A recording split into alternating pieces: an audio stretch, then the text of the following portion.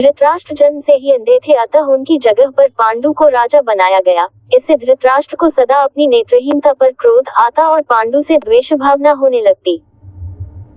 पांडु ने संपूर्ण भारतवर्ष को जीतकर कुरु राज्य की सीमाओं का यवनों के देश तक विस्तार कर दिया। एक बार राजा पांडु अपनी दोनों पत्नियों कुंती तथा माद्री के साथ आखेट के लिए वन में गए। वहां उन्हें एक मृग का प्रणयरत जोड़ा दृष्टिगत हुआ। पांडु ने तत्काल अपने बाण से उस मृग को घायल कर दिया।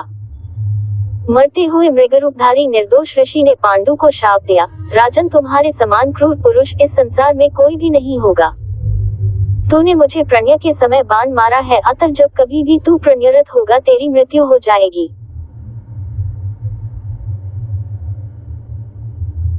इस शाप से पांडु अत्यंत दुखी हुए और अपनी रानियों से बोले, हे देवियों, अब मैं अपनी समस्त वासनाओं का त्याग करके इस वन में ही रहूंगा, तुम लोग हस्तिनापुर लौट जाओ। उनके वचनों को सुनकर दोनों रानियों ने दुखी होकर कहा, नाथ, हम आपके बिना एक क्षण भी जीवित नहीं रह सकती। आप हमें भी वन में अपने साथ रखने की कृपा कीजिए। पांडु ने उनके अनुरोध को स्वीकार करके उन्हें वन में अपने साथ रहने की अनुमति दे दी। इसी दौरान राजा पांडु ने अमावस्या के दिन ऋषि मुनियों को ब्रह्मा जी के दर्शनों के लिए जाते हुए देखा। उन्होंने उन ऋषि मुनियों से स्वयं को साथ ले जाने का आग्रह किया। उनके इस आग्रह पर ऋषि मुनियों ने कहा, राजन, कोई भी निसंतान पुरुष ब्रह्मलोक जाने का अधिकारी नहीं हो सकता, अतः हम आपको अपने साथ ले जाने में असमर्थ हैं।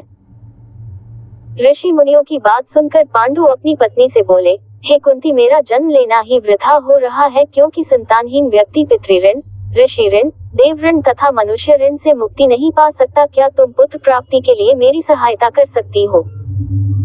कुंती बोली, हे आर्यपुत्र, दुर्वासा ऋषि ने मुझे ऐसा मंत्र प्रदान किया है जिससे मैं किसी भी देवता का आह्वान करके मनोवांछित वस्तु प्राप्त कर सकती हूँ। आप आज्ञा करें, मैं किस देवता को बुलाऊं? इस पर पांडु ने धर्म को आमंत्रित करने का आदेश दिया। धर्म ने कुंती को पुत्र प्रदान किया जिसका नाम युधिष्ठिर रखा गया। कालांतर में पांडु ने कुंती को पुनः 2 बार वायुदेव तथा इंद्रदेव को आमंत्रित करने की आज्ञा दी। वायुदेव से भीम तथा इंद्र से अर्जुन की उत्पत्ति हुई। तत्पश्चात पांडु की आज्ञा से कुंती ने माद्री को उस मंत्र की दीक्षा दी। माद्री ने अश्वनी कुमारों को आमंत्रित किया और नकुल तथा सहदेव का जन्म हुआ। एक दिन राजा पांडु माद्री के साथ वन में सरिता के तट पर भ्रमण कर रहे थे। वातावरण अत्यंत रमणीक था और शीतल मंद सुगंधित वायु चल रही थी। सहसा वायु के झोंके से माद्री का वस्त्र उड़ गया। इससे पांडु का मन चंचल हो उठा और वे प्रणय में प्रवृत्त हुए ही थे कि शापवश उनकी मृत्यु हो गई। माद्री उनके साथ सती हो गई, किंतु पुत्रों के पालन पोषण के लिए कुंती हस्तिनापुर लौट आई।